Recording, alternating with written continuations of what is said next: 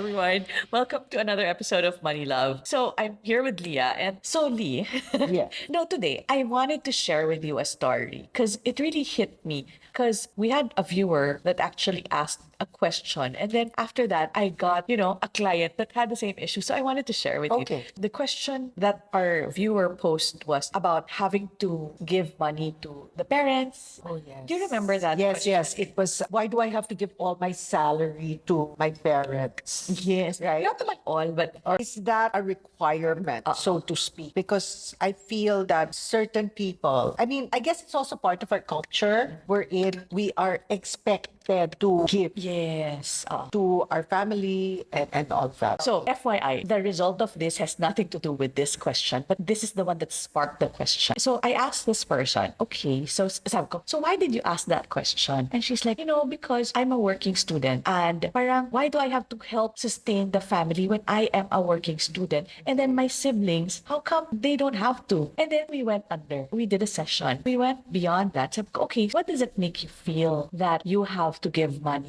to your parents? And then muni, and then he answers something like, oh, because parang I don't feel that I am loved as much as my siblings. Kasi why do I have to give and my siblings don't have to give? Wow. So maybe they don't love me as much as my siblings. So what's wrong with me? And then anyway, I won't share the details. Yes. But in the end, kasi the thing is this, when you do things like this, diba, in our practice, I'm just sharing with you guys, it's not about this level. There's something deeper and you have to try to get it out. And so we did that. And long story short, he realized nga parang, oh, maybe my parents don't love me. And so what I told him to do is, what if you imagine the reverse? What if your parents love you so much and not only that, believe in you so much that they know that they don't need to help you as much as the others because you are already enough. You are so complete already. So maybe they believe in you so much and that's why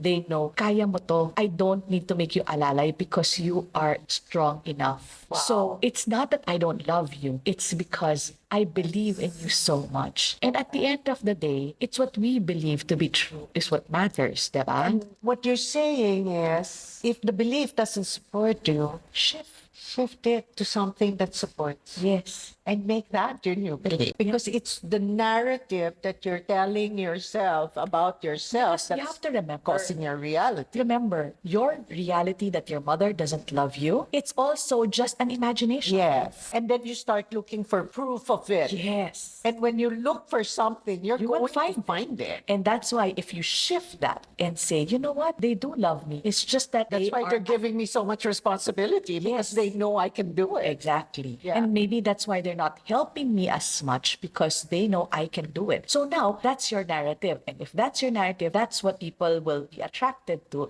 And now people will say, masipag ka, sige, I'll give you more work. And syempre, obviously, since this is money love, if you give me more work, I receive more cash. I receive more wealth. I receive more abundance. I get that a lot when we do our corporate consultancy and when we run our corporate workshops, especially in big companies where they say that the reward for good work is more work. And that's why it's good for you to love what you do. And even if you don't love what you do, it's because, kunyari, I really need to do this. Diba? Not everybody is blessed to be able to choose a job that they really, really love, right? But we can actually create that space wherein we love our job because, for example, I'm a clerk and I don't like the job, but how do I shift that? I love my work. You know why? Because it affords me karaoke night every Saturday. Nice. And so every time I go to work, I'm remembering my fun karaoke night Yes. last Saturday. Yes. And I'm like, I'm so thankful that I have this job Yes. because now I can have karaoke on Saturday. How wonderful. That's So a it's all about nice, shifting nice way your of- thoughts, shifting what your beliefs are because everything is belief. Whether your mother loves you or not, you won't know actually. And it's just, what you feel is just a guess. So why not shift it? Love that. So folks, remember this. If there's a thought pattern or a belief that you keep running in your head, a narrative telling yourself, about the situation, about the people in your life, if it doesn't support you, change the narrative and make it so that you're the hero of that story you're running in your head. Yeah. Try that. I promise you, it'll change your life. This is Money Love. Thank you.